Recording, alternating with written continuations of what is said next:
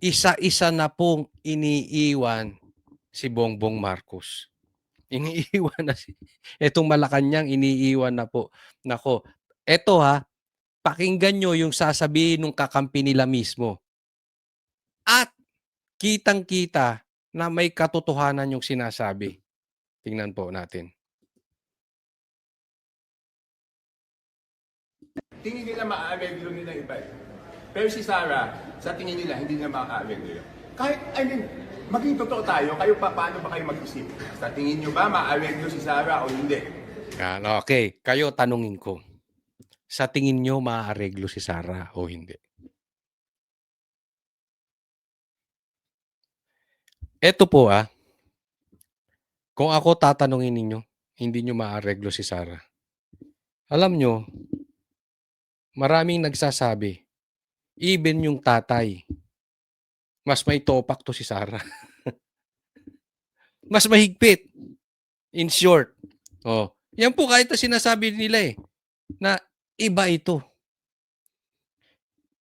Iba to si Sara. Hindi mo to pwedeng pakiusapan. Kaya nga naman naggugumahol. Napapansin nyo ba? Naggugumahol yung mga involved sa nakawan na hindi mapaupo si Sara. Dahil hindi nila maaareglo si Sara. Pag may sabit ka, may sabit ka. Kita nyo naman, di ba? Hindi ko na kailangan pangalanan. Pero kay Sara walang kaibigan. Tabla kung tabla. Alam natin katangian ng Duterte yan.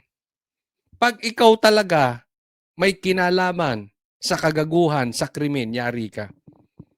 Ang daming sangkot dito sa gobyerno natin. Ang daming nakinabang sa ghost projects. Ang daming tumanggap ng maleta. Ang daming tumanggap ng folder. Milyon-milyon, yung iba bilyon pa. Pag napaupo si Sara, ang daming makukulong na politiko. Yan yung sinasabi, hindi. Kaya ayaw nila si Sara. Kahit sino na lang wag si Sara. Kasi yung iba, kayang aregluhin. Si Sara, hindi. Legit po yan. Kayo tatanungin ko, definitely no. Di ba sir, parang passing judgment naman yun sa ibang tao na pwedeng ma-elect din na presidente? Sino ba yung nagtanong na yan? Hindi ko alam kung sinong tanong Parang, instead na ang media ay matuwa dahil hindi paliligtasin ni Sara etong nakawan sa ghost projects na binabudgetan ni Saldico, ni Tambaluslos at saka ni Marcos para masugpo yung flood control scandal. Alam mo issue nung nagtanong.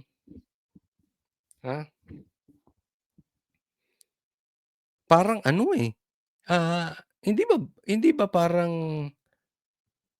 bias? Parang hinuhusgahan natin yung tatakbong presidente dahil parang nahuhusgahan sila na maaareglo sila. Di ba? I mean, walang masama dun sa tanong. Pero parang makikita mo yung laman ng loob ng puso. Kasi kung ikaw ay talagang gusto mong maayos ang Pilipinas at malutas itong suliranin natin sa nakawan, sa korupsyon, sa mga politiko, ang unang papasok sa tanong mo, di ba dapat, paano kaya masisiguro ni Sara na mananagot lahat? Madami po silang nakinabang dito at kumakalat ang pera. Ganun di ba? Hindi. Parang, yung tanong parang pinoprotektahan pa yung mga makakalaban ni Sara Di ba? Parang doon nakapanig aking opinion lang naman yan, Siyempre, I'm entitled to my own opinion, di ba? Opinion ko yun kahit kayo naman may opinion kayo Di ba kaya nga tinatanong, binabalik ko sa tao, si Sara ba pwedeng areglohin? Kaya tanong ko rin sa inyo, si Sara ba pwedeng areglohin? Ako sa tingin ko, hindi. Lagay nyo sa comment section, ano sa tingin ninyo. Pero eto matindi rito. Etong nagsisiwalat na ito, kakampi to ni Bongbong Marcos. Remember, ito pa ang campaign manager nila nung 2025 election, itong alyansa. Alyansa ni Bongbong Marcos. Alyansa ng Kainsuka. Siya yun, campaign manager. At ito, yung sinasabi na sinermo na ni Bongbong Marcos si Tambaluslos sa harap niya. Ibig sabihin, nasa inner circle itong si Tiangco. Kaya mas kapanipaniwala dahil yung sinabi niya, yung impeachment ni BP Sara, yung mga pumirma, tumanggap ng pera. Na pinatunayan din nung 18 Marines. Na kada hearing, paglabas, inaabutan ng folder. Di ba? Tumutugma-tugma na. Nagko-connect the dots na. Ito po ay hindi DDS. Kakampi nyo po ito. Pero kasi, ang karakter, hindi mo pwedeng siraan yan.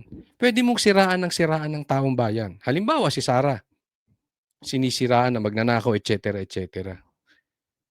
Pero deep inside, yung totoong nagsasabi ng naaayon sa katunayan, na alam nila yung karakter ni Sara, hindi malalagyan.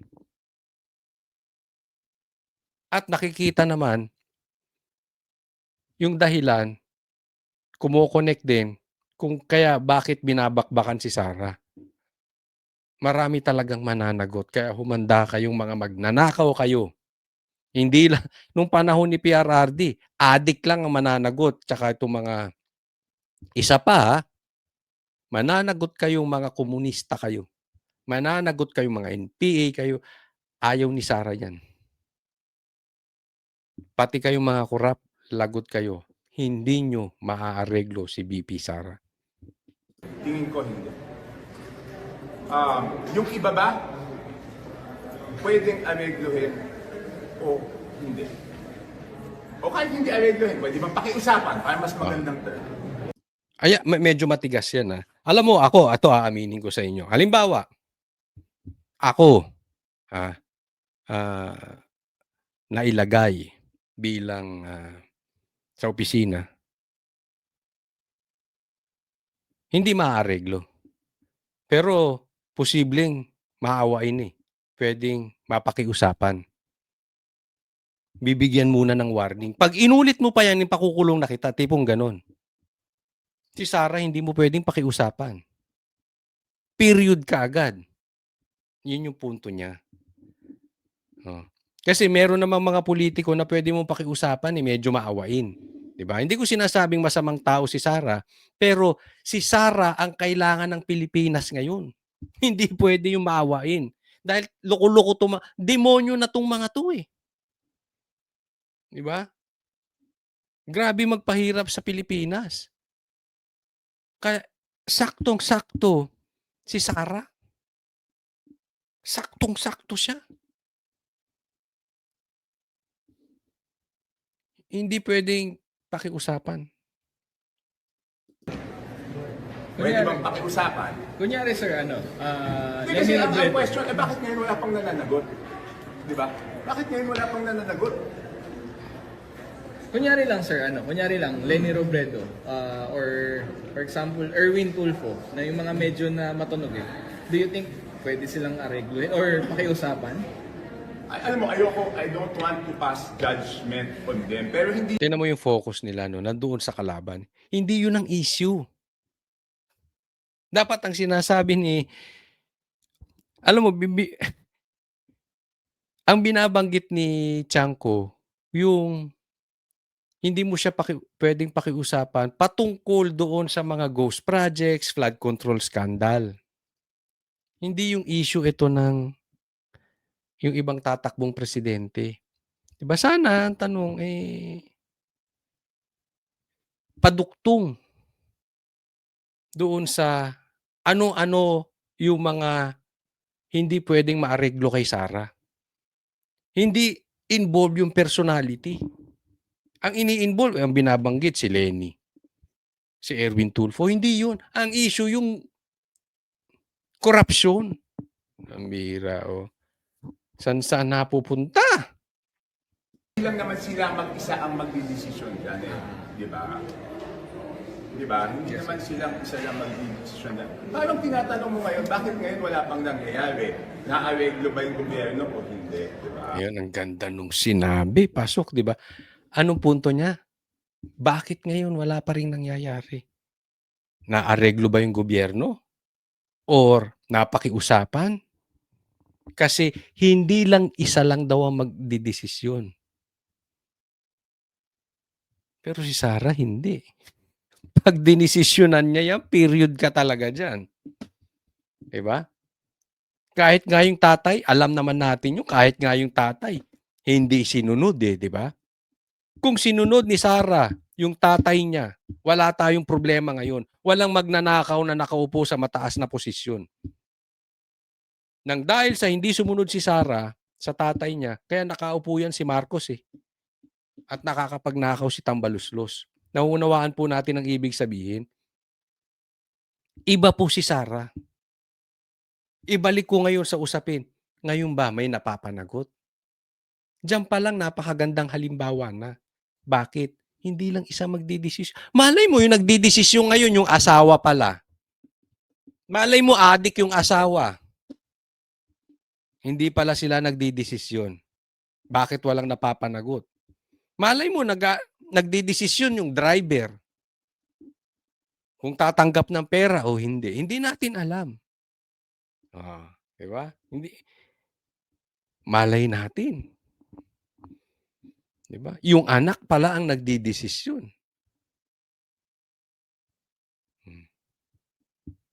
Ibig sabihin, walang tayo. Pagka inisip mong talaga yan, bongbong na bongbong eh. Di ba? Bongbong na bongbong. Hindi mo na nga malaman kung sino bang bumubulong kay bongbong eh. Parang wala na sa katinuan eh. O lumalambot ba o hindi? Di ba? Hindi. Ang sinasabi ko lang, si Sarah, 1,000,000% hindi nila maareglo. Yon, ang ganda nung sinabi. 1,000,000% hindi maaareglo si Sarah. So, ibig sabihin, sigurado. Gaano ka sigurado? 1,000,000%. Ano ba yung 1,000,000%? Parang bukas, lilitaw ang araw. Pagdating sa gabi, siguradong lalabas ang buwan at magdidilim. At kinabukasan, lilitaw ulit ang araw. At pagdating ng gabi, lilitaw ulit ang buwan. Ibig sabihin parang ganyang kasigurado. 1,000,000%. Kalaban po itong nagsasalita. Kaya nga naman, gusto ng Pilipino talaga si Sarah eh. Dahil yan ang kailangan ng Pilipino. Yang 1,000,000 na ipamimigay niya sa bawat Pilipino. Yang 1,000,000 na kasiguraduhan na hindi makakaligtas lahat ng magnanakaw ng ghost projects. Hindi makakaligtas itong flood control scandal masterminds. Yan. Kaya BP Sara, ibigay mo na yung 1,000,000 sa bawat Pilipino. Yung 1,000,000, 1,000,000%. Kailangan nang matapos talaga itong nakawan. Pwede ba isama mo na yung mga rebelde sa Pilipinas? Yung mga makakaliwa, yung mga komunista, yung mga naghahasik, yung mga terorista, hahasik ng lagim sa Pilipinas. Para matapos na tayo. Matanong ko lang kayo, doon sa mga nakapunta na sa Davao, na hindi taga Davao hindi taga Davao, pero nakapunta na sa Davao. That exactly, sana ang magawa ni BP Sara sa Pilipinas. Maging parang Davao. Pwede kang maglakad sa kalsada, safe, walang addict, walang drug lords, walang mga rebelde. Walang mga NPA. Alam naman natin kalat ng NPA yan before, di ba? Mga terorista. Yan yung gusto mangyari sa Pilipinas. Yan ang kayang i-offer ni BP Sara. According dun sa kalaban, ha? Si Chanco. Malinis. So kung ikaw yung merong may kasalanan, gusto mo bang manalo yung 1,000,000%, hindi mo maaarendo, di ba? Hindi ko hinuhusgahan yung ibang kandidato. Ang sinasabi ko lang, ito, siguradong hindi nila maaarendo. Alam ko yon at alam nila yon. Saktong-sakto yung sinabi. Halimbawa, ikaw si Tambaluslos. O ikaw na lang, tumatanggap ka ng maleta. Halimbawa, ikaw si Trillanes, nakinabang ka. Halimbawa, ikaw si Dilima, tumanggap ka ng envelope. O halimbawa, ikaw yung Quadcom na nabibigyan ka after hearing. Gugustuhin mo ba si Sara makaupo? Alam mo hindi mo maareglo. Ito alam, ha? Alam to ng mga politiko. Sa circle nila, alam nila kung sino mo pwede mong bigyan ng pera. Si Sara. Mapapahiya ka kay Sara pag bibigyan mo ng pera. Yan ang kailangan nating presidente. So ngayon, yung mga magnanakaw, nagtutulong-tulong. Gusto nilang maglagay ng presidente na pwede nilang lagyan. Next po. Kanina po, napag-usapan natin na si BP Sara ay hindi mo pwedeng aregluhin kung ikaw ay magnanakaw, mamamatay tao, korap, hindi mo pwedeng pakiusapan. Diba? Sa isang banda. Ngayon, tatanungin ko po kayo, eto ba, kung hindi si BP Sara, halimbawa ma-impeach o mapatay ni Marcos si Sara, halimbawa lang, at eto ang maupo dahil wala na silang kalabang Sara, halimbawa lang, sa tingin ba ninyo, maaareglo to? Mapapakiusapan? Kayo na humusga, ha? Sige, pag-usapan natin. Trabaho muna. Yan ang sagot ni Naga City Mayor Leni Robredo at DPWH Secretary Vince Dizon kaugnay sa umuugong nilang tambalan para sa 2028 presidential elections. Magkasamang nag-inspeksyon si Robredo at Dizon para sa Oplan kontra baha sa Naga City. Lalong umugong ang Leni-Vince tandem nang may magpaskil ng ilang poster ng dalawa sa Cebu. Tandem naman kami ngayon. Tanong, teka muna. Tanong, ito bang dalawa? Sa tingin ninyo, kung ang magnanakaw, si Marcos at saka si Tambaluslos, maareglo o mapapakiusapan? Si Vince Dizon at si Leni? Kayo na, sumagot. Halimbawa, si Trillanes ang nagnakaw. O si Dilima, mapapakiusapan kaya itong si Leni at saka si Dizon? Bigyan ko pa kayo isang gandang halimbawa. Isang malaking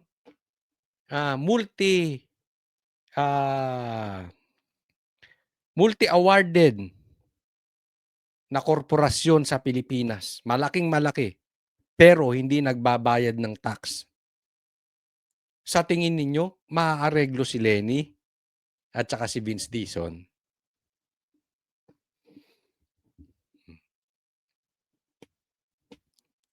Kasi nakita silang magkasama. At meron pang mga poster o tarpaulin na for president tsaka for vice president. Ako tatanungin ninyo, ituloy nyo yan. Ituloy nyong tumakbo kayong parehas nang mapahiya na kayo. Na once and for all, yung pinklawan, mailagay na natin sa inodoro. Ang titigas ng mukha. Sa totoo lang, nakakainis na sila.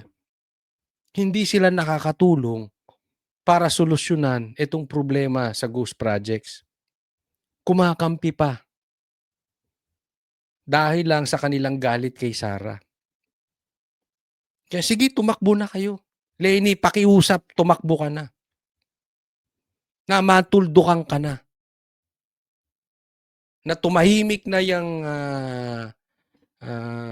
kulto mo. Siguro naman pag natalo ka ulit, aaminin nyo na. Tapos na kayong pinklawan. Ikaw, isa ka pa, Dison. Wala ka rin kwenta. Tumakbo ka na.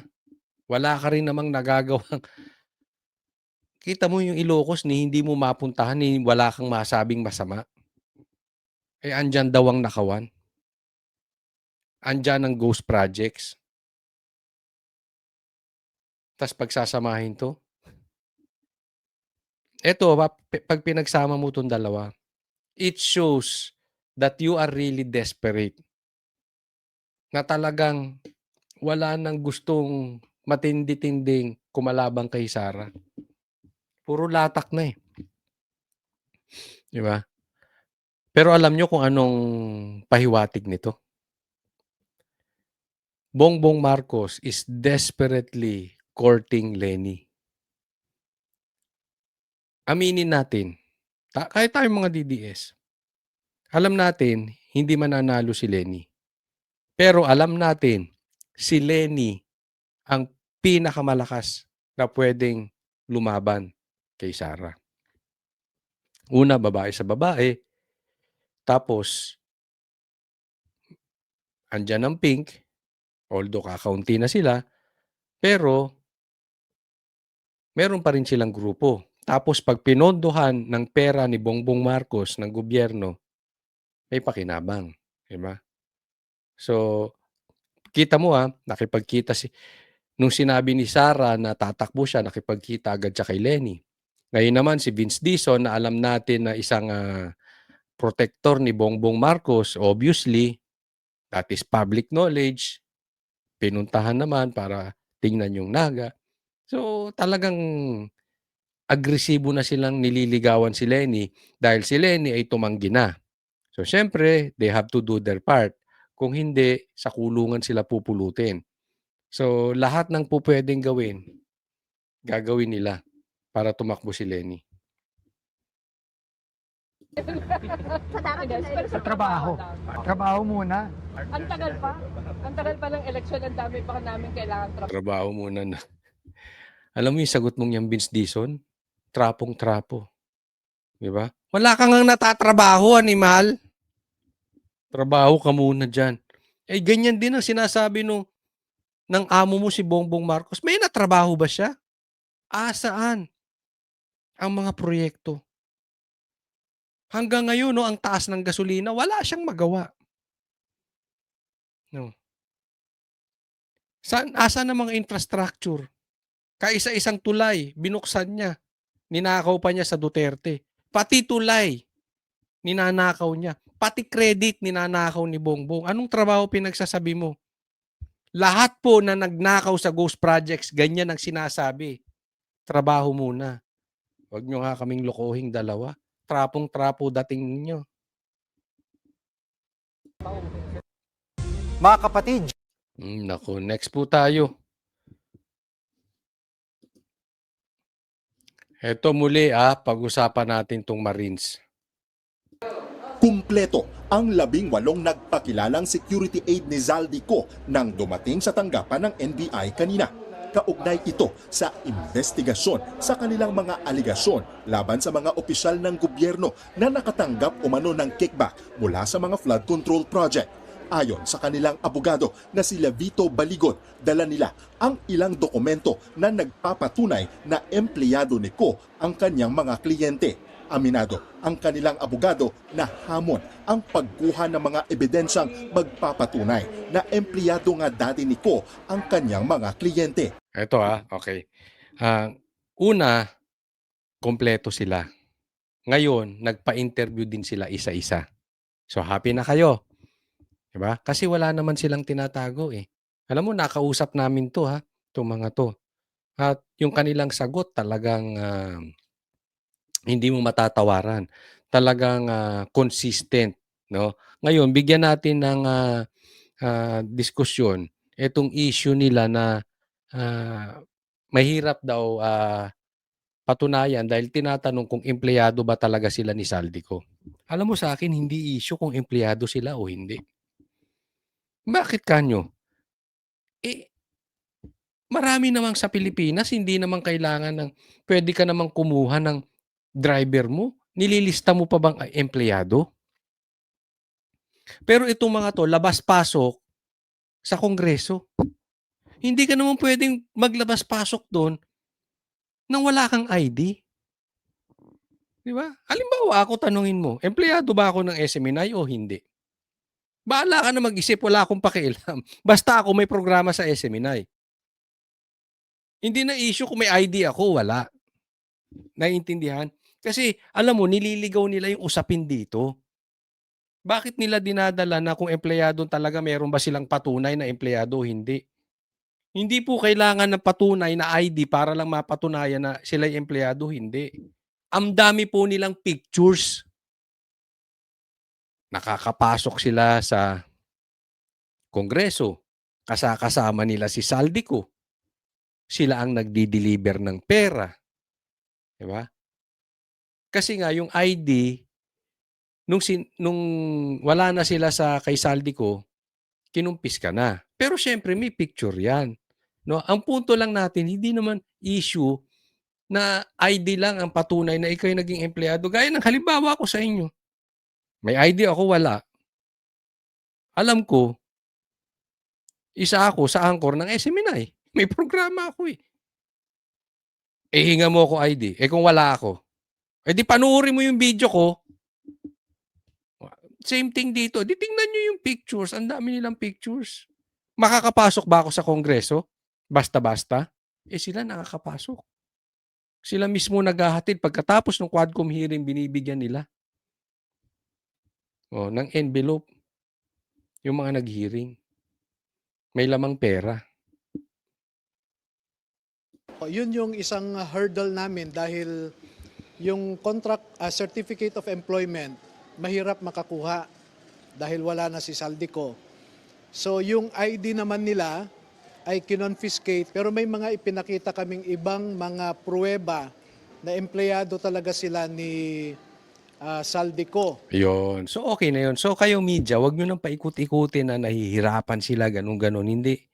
Ang issue dito, meron silang proof na empleyado sila ni Saldico. Media. Period. Halimbawa, yung mga litrato na kasama nila si Saldico, may mga resibo na pagbili nila ng mga maleta na nakapangalan kay Saldico, mga ganun po. Tutol naman si Baligod sa naunang mungkahi ni NBI Director Melvin Matibag na dapat palitan na siya ng mga dating sundalo dahil kabilang din siya sa mga iniimbestigahan. Sabi ni Baligod na pupulitika na umano ang investigasyon ng NBI. Inaalam ng NBI kung may malakas na ebidensya ang kampo ng mga dating bagmen laban sa mga opisyal ng gobyerno na nahatira nila umano ng male-maletang pera. Ilan daw dyan? Dating miyembro ng gabinete ni Pangulong Bongbong Marcos. Yan. Member. Kaya nga napupulitika na eh. Dahil, tingnan mo tong NBI director. Sinong pinupuntirya? Yung Marines. Pati abogado pinupuntirya. May mga nahahatira na pera ng gabinete ni Bongbong Marcos. At hindi lang gabinete, pati si Bongbong Marcos nahatiran.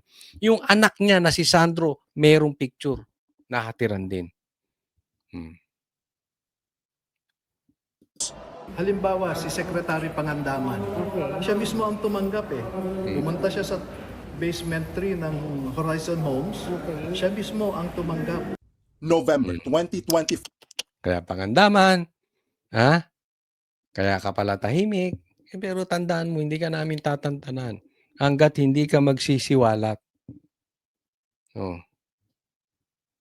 Alam mo yan kasi tumanggap ka rin. Ikaw mismo tumanggap eh. Nang mag-resign si Secretary Amena Pangandaman bilang delikadesa umano matapos masangkot ang DBM sa issue ng May delikadesa pa ba to? Ikaw ang budget secretary, tumatanggap ka ng maleta? Wow. Wow. Delikadesa ka mo?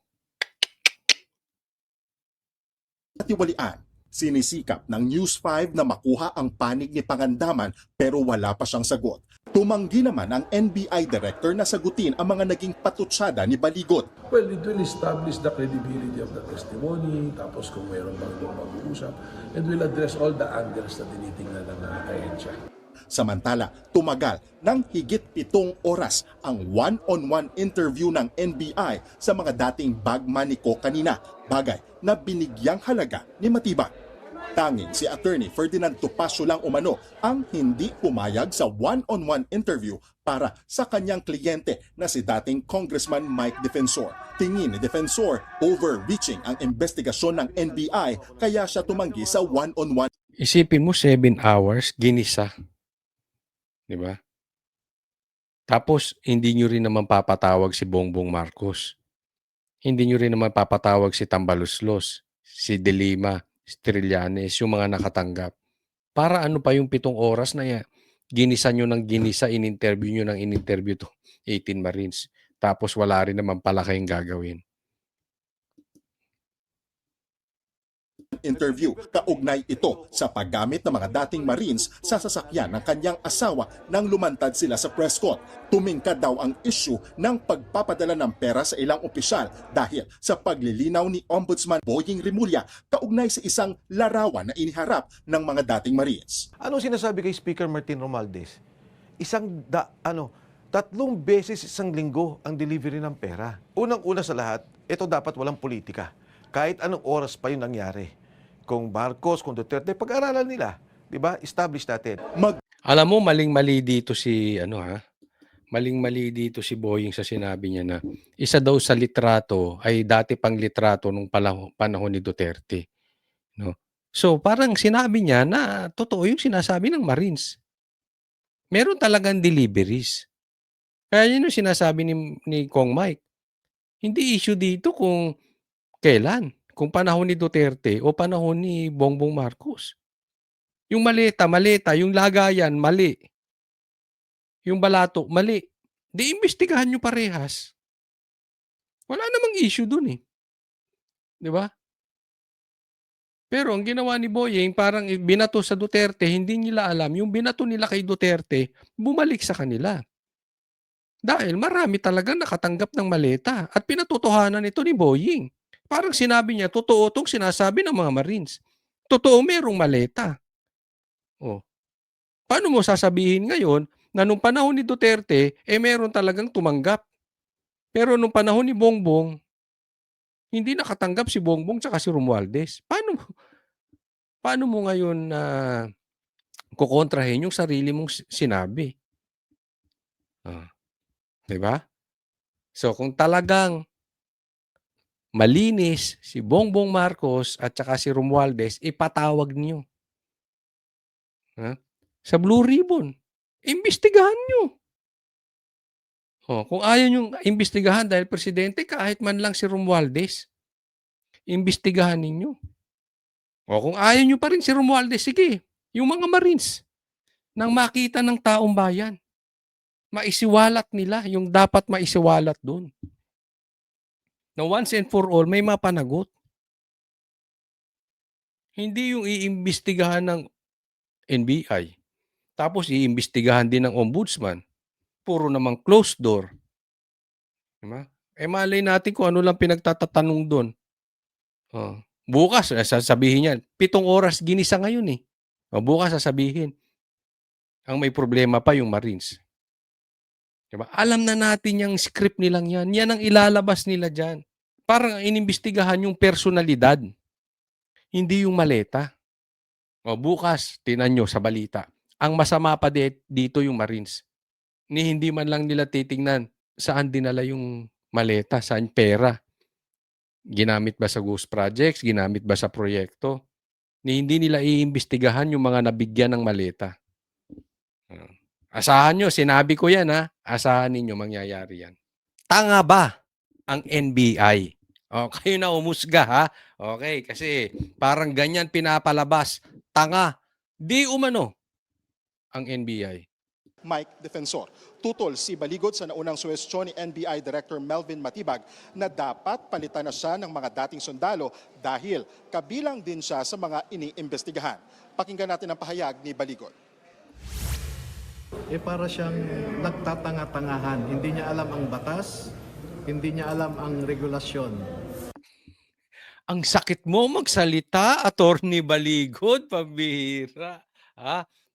Siya ba ay nagtatanga-tangahan? Oh.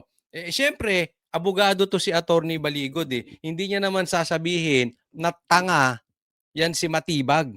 Ito po ang pinapatukuyan dito ni Attorney Baligod ay itong NBI director na si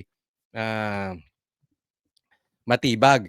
Dahil sabi, dapat hindi daw siyang abogado nitong 18 Marines kasi meron ding reklamo or meron ding investigasyon patungkol sa kanya, no? So, sabi ko nga, hindi naman niya dinediretso, 'di ba? Marunong magsalita ang mga abogado nang hindi sila mailalagay sa alanganin. O, yan po. Pero sa salitang vlogger, sinasabi niya, tanga ka, Attorney Matibag. Parang ganoon 'di ba? Wag na tayong maglokohan. 'Di ba? Syempre hindi aaminin ni Attorney Baligod 'yan, pero ganoon na po ang ibig sabihin niyan, no? Alam mo, ang galing din ni Bongbong Marcos, no? Ang dami niyang abogado na tila ginagawa niyang tanga. Isipin mo, isang dropout, isang hindi graduate. Tapos pinaiikot, ginagawang tuta, ginagawang attack dog nitong mga abogado. Si Claire, tingnan mo anong nangyari. 'Di ba? Kayo na humusga. Mukha bang tanga si Claire sa kanyang mga argumento, sa kanyang mga pinagsasabi? Kayo na humusga. Si Gadon, ito, wala nang kaduda-duda. Tanga talaga. Ito si Attorney Matibag, grabe rin. Ha? Bagong Claire. 'Di ba? Sabi ko na nga from out of nowhere, biglang sumulpot. Outsider po ito. Ang balita ko dito kay itong bagong director ng NBI, outsider, hindi po taga-NBI yan, kinuha sa labas. So yan po ang mahirap, pag galing sa labas, kasi maglalagay lang si Bongbong Marcos ng attack dog. Ganyan din ang ginawa ni Claire Castro, di ba? Parehas na parehas. Abogado, ginawang puppet para pumutak lang. Pumutak ng pumutak. Di ba? Tinanggal si yung Magno, di ba? Yung after pinatawag si Jack at hindi tinuluyan si Sir Jack, kanibukasan pinalitan na bilang NBI director. Tapos yung pumarlit, pambihira, parang asawa ni Claire. Di ba? Parang lalaking version ni Claire. Ang hilig ni Bongbong Marcos sa mga ganyan. Pero tingnan po natin, anong ibig sabihin? Mamaya po pag-uusapan natin yung kay Sarah, yung 1 million. No? Pero dito muna. Bakit wala bang karapatan ang mga 18 Marines na pumili ng sarili nilang abogado na gusto nila? Yun ang punto ron, di ba? Pati abogado, pinakikialaman. Ganyan po katindi, no? Di ba? Hindi nga natin alam kung nagtatanga-tangahan o tayo ginagawang tanga o talagang tanga.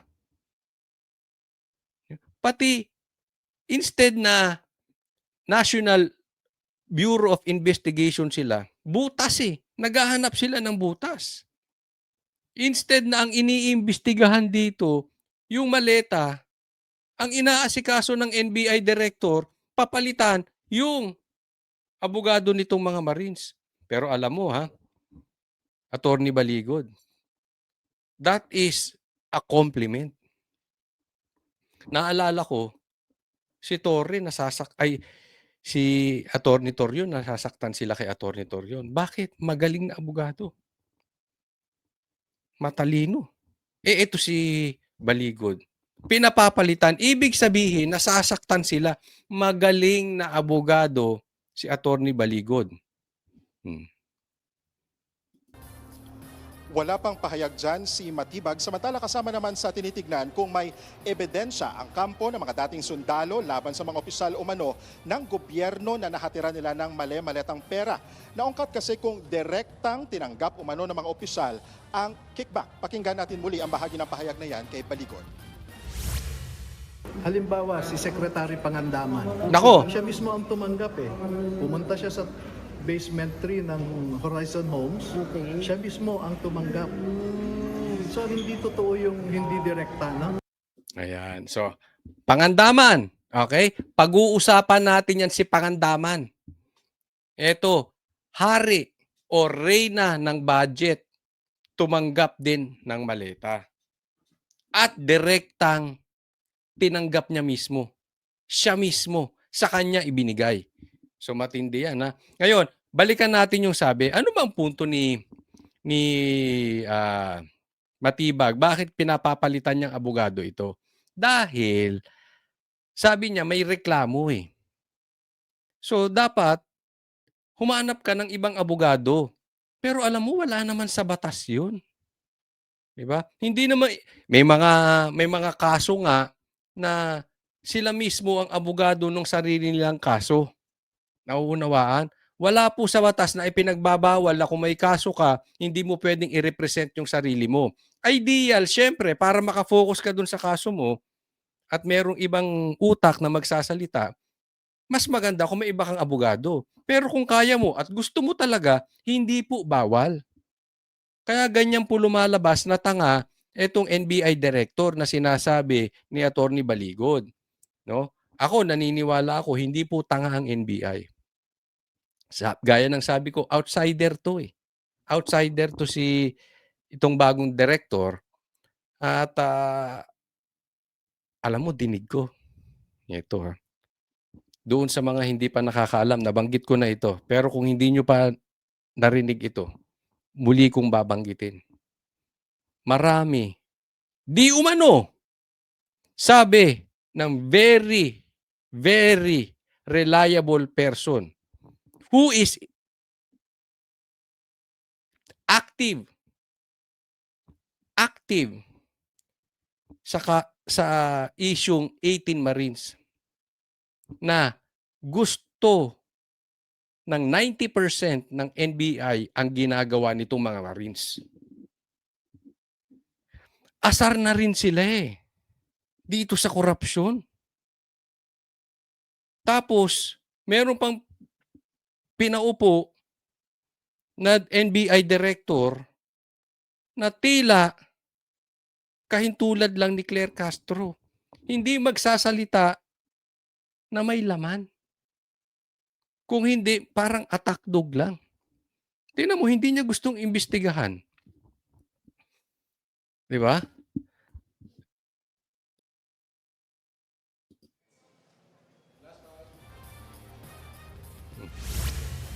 Ang Horizon Home sa Bonifacio Global City sa Taguig ay isa sa mga bahay ni Ko. Samantala, nakipag-ugnayan din tayo sa panig ni Pangandaman pero wala pa siyang pahayag o komento sa ngayon, November 2025, nang mag-resign sa pwesto si Pangandaman bilang delikadesa umano matapos masangkot ang DBM sa issue ng katiwalian. Ruth.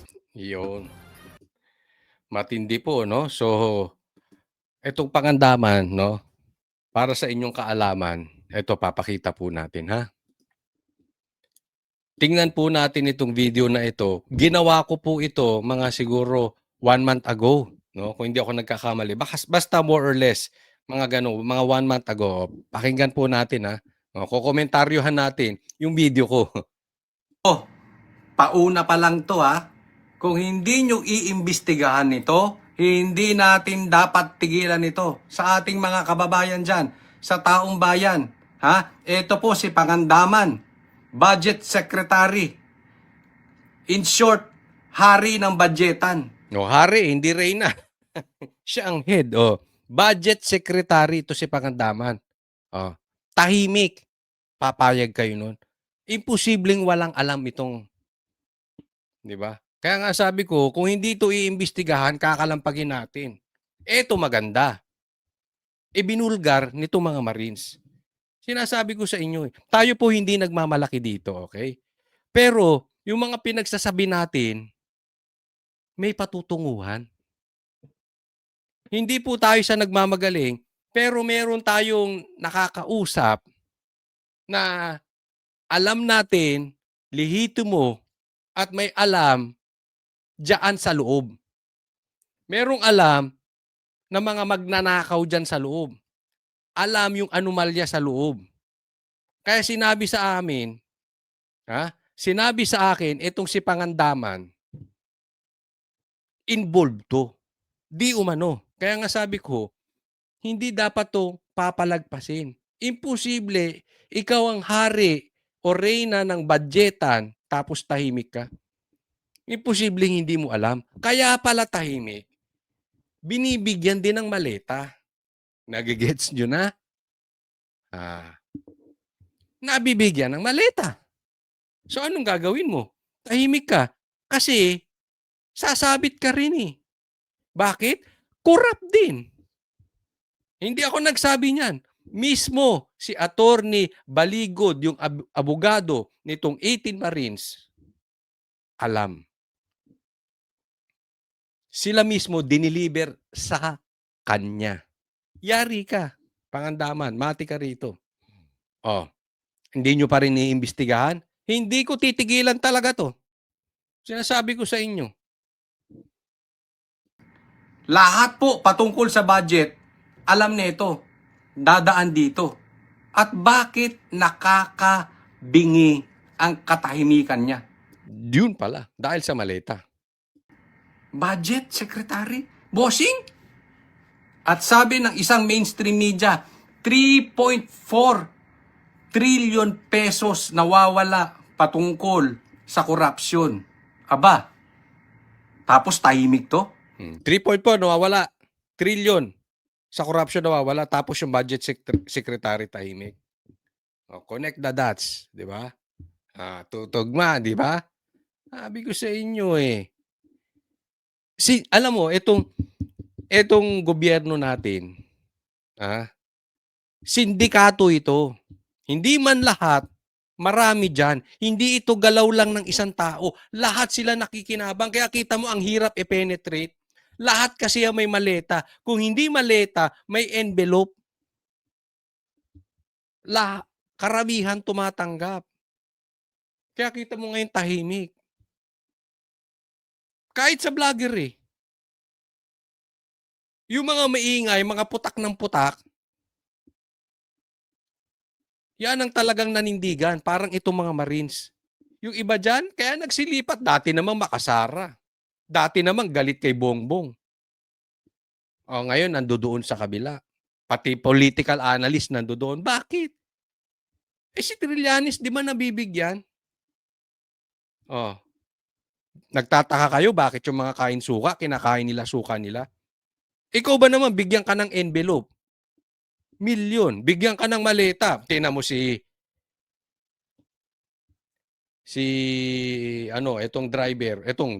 etong si De Lima.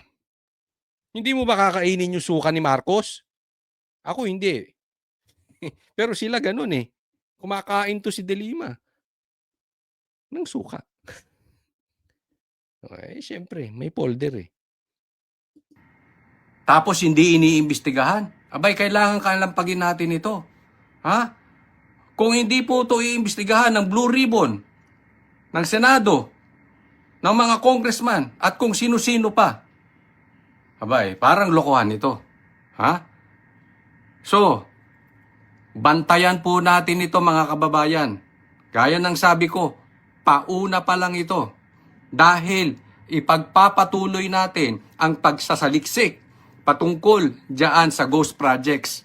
At syempre, hindi po pwedeng mawawala itong bossing ng budget. Ito, si Pangandaman.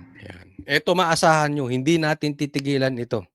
Hanggat hindi nakukulong yung mastermind. Samahan nyo po kami sa laban na ito. Ito po kasi ay delikado.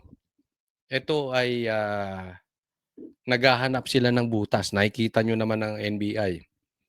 Diba? So, kailangan magtulong-tulong tayo dito. Konting tiis na lang. Ha?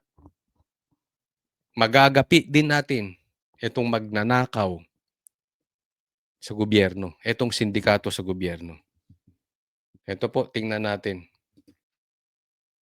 Ito po ituloy natin dito itong usapin na ito dahil ito, isa pa, di umano, isa sa mastermind kasama nung magpinsan diyan sa Nakawan, sa Ghost Projects, diyan sa flood control scandal. O, yung kanina, hari ng budgetan, ito naman, si Mr. Balato. Sa kanyang pagtestigo sa Sandigan Bayan, sinabi ni dating DPWH Undersecretary Roberto Bernardo na binigyan siya noon ni dating Congressman Zaldico ng 130 million pesos na tinawag niyang balato. Ayon kay Bernardo, ang pera ay bilang pasasalamat nito dahil maayos umanong nakakausap si dating DPWH Engineer Henry Alcantara. Sabi niya, ang 130 million ibinigay sa kanya ni Co mula 2023 hanggang 2025. 100 million daw ang ipinadaan kay Alcantara at karagdagang 30 million ang Isa pa to Para ka ring si itong director ng NBI. Nagtatanga-tangahan ba to? O tayo ang ginagawang tanga? Itong si Mr. Bernardo Balato. Pambihira. 130 million balato ni Zaldico. Niloloko mo ba kami? Diba? Halimbawa, bigyan ko kayo ng magandang halimbawa. Isipin mo to pinapaniwalaan. 130 million ang balato. Kung yung balato binigay kay BP Sara, 130 million, ang ingay-ingay na Trillanes, ang ingay-ingay ni De Lima, siguro pumuputak na rin si Tito Soto at si Lacson, pumuputak na si Boying, pumuputak na si Claire. Pero kita mo, tahimik sila lahat dyan. 130 million? Pwede ba yun? Balato? Tanga! Lagay po yan. Huwag tayong maglokohan. Di ba? Yan nga yung sinasabi dito siya Mambihirang Yusek to 100. Tapos, ang sarap ng buhay. Pagpalagay natin, totoo sinasabi niya, siya ang binalatuan o nilagyan ng 130 million lang. Hindi ako naniniwala 130 million lang natanggap nito. Dahil sinabi din nung mga Marines, di umano, ito'y nakatanggap din ng maleta. Kasama po ito sa listahan. Di umano. Sa aking pagkakaunawa, ito si Bernardo ay hindi simpleng miyembro ng sindikato na ito. Isa siya sa mastermind. Pwede ba yun? Tapos, ikaw, hayahayang buhay mo, may tinanggap ka. Pagpalagay natin 130 million lang, hayahayang buhay mo. Tapos, hindi mo tinuturo si Boying, ay si Tambaloslos tsaka si Marcos. Tapos, state witness ka. So, yung mga pinagtuturo mo, nakulong. Na kung sino-sino fall guy. Sa katunayan, si Bong Revilla wala nga sa listahan na nakatanggap ng maleta. Tapos ikaw, nakatanggap ng maleta, ikaw mismo umamin, balato, laya. Talagang niloloko tayo na itong gobyerno to. Talagang ginagawa tayong tanga na ito si Bernardo. Isa pa ito. Silang dalawa. Nagpagamit din doon sa magpinsan si Pangandaman, ito si Bernardo. pinadaan kay dating DPWH Regional Director Gerald Pacanan. Hinihinga namin ng pahayag sina Co, Pacanan at Alcantara. Ito ang unang pagtestigo ni Bernardo bilang state witness sa kasong malversation laban kina Ko at 15 pang individual sa Sandigan Bayan 6th Division. Alam mo, ang sakit sa loob nun. Hinahabol natin yung mastermind, yung magnanakaw ng ghost projects. Tapos ang itinuturo nito fall guy. Etong si Bernardo. Yan ang tinuturo niya. Diba? Palihis tayo eh. Ngayon, pag ginawa mo state witness na patungkol doon, hindi mo na makakasuhan yan. State witness na eh. Ito ng substandard umanong flood control project sa Oriental Mindoro.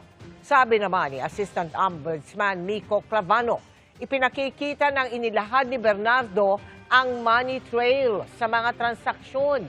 Nilinaw rin ni Clavano. Anong money trail sa transaction? Ang linaw-linaw, pambihira. Ang linaw-linaw ng money trail. Ang linaw-linaw ng ebidensya. Ang pinupunto po dito, si Bernardo po daw ang nagbibigay ng linya ng ebidensya para mahuli yung mastermind. Ang linaw-linaw po na hinahatiran ng maleta ng 18 Marines si Tambaluslos at saka si Marcos. Kasama si Bernardo, kasama si Pangandaman. Tapos ang papaniwalaan nyo, yung sangkot sa krimen. Yan po yung masakit eh. Nung nag-submit at nagreklamo tong 18 Marines sa Ombudsman, instead na imbestigahan yung mga sangkot, ang iniimbestigahan yung mga Marines. Na yung mga Marines hindi tumanggap ng milyon-milyon. Meron nga tinanggap sila, balato 3,000 daw. For the boys, 3,000. Siguro naman yun, lihitimo. Kasi sa mga security, ganun talaga bigayan. Hindi po balato yun, for the boys ang tawag doon. Ito po, 130 million. Nakakatanggap ng malita. Di umano. Tapos, yung walang krimeng ginawa, ayaw niyong paniwalaan. Tapos yung may krimeng ginawa, yun ang pinapaniwalaan nyo. Na si Bernardo. Sabi ko sa inyo, hindi namin kayo titigilan dyan sa kalokohan yung yan.